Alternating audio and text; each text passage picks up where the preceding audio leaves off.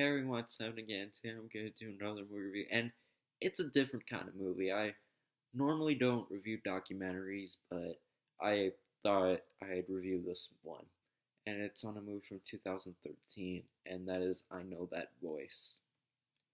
Now, the plot of this movie is where voice actor John DiMaggio kind of narrates um, a little history about voice acting, and it shows a whole bunch of voice actors, including Terry Strong, Billy West, E.G. Daily, Eric Bauza, Carlos Alzaraki, Tom Kenny, D. Bradley Baker, you name it, all the voice actors.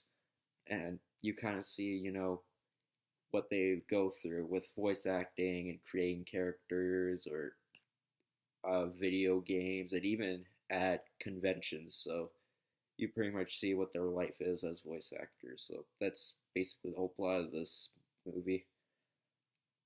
This is a pretty interesting movie. As you know, I love cartoons. I'm in high school and I still watch cartoons. I don't care how old I get. I just love them. They're not for kids. They're not just a thing for kids. It's a way of showing stuff that you can't show with a video camera that you can't normally film.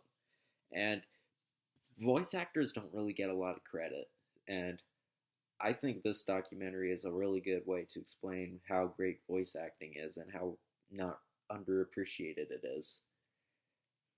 It is interesting to see, what these voice actors go through. It's not just about like talking into a microphone. Anybody can do that. It's about bringing characters to life. Like you can't just talk, you have to like act like you're that character.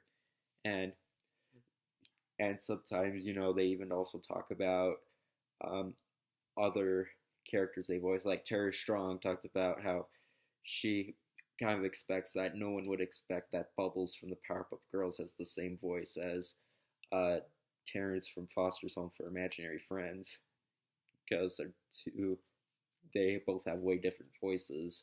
And even John DiMaggio actually appears explaining how he came up with the role of Bender. Like, you know how Bender sounds like this. Yeah, he actually said that he thought that's kind of how a robot would sound like, but with a more human personality. And I kind of like that, how he does that. And even it shows Billy West, and he plays Fry in Futurama, if you don't know. And what's funny is he uses his normal voice when he plays Fry, except that actually works because he doesn't just talk into a microphone and act like himself. He actually acts like the character. He's kind of like Jack Black in Kung Fu Panda.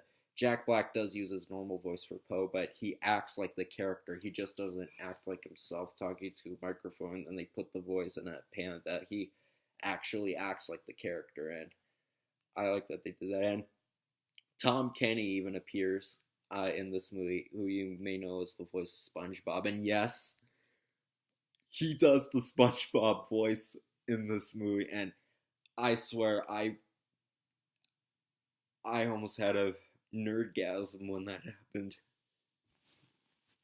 Like, I watched SpongeBob ever since I was a kid, and hearing him on camera do the voices, that was just like a dream come true. It was great seeing that. And yeah, so overall, this is a pretty interesting movie. It's actually quite an entertaining documentary.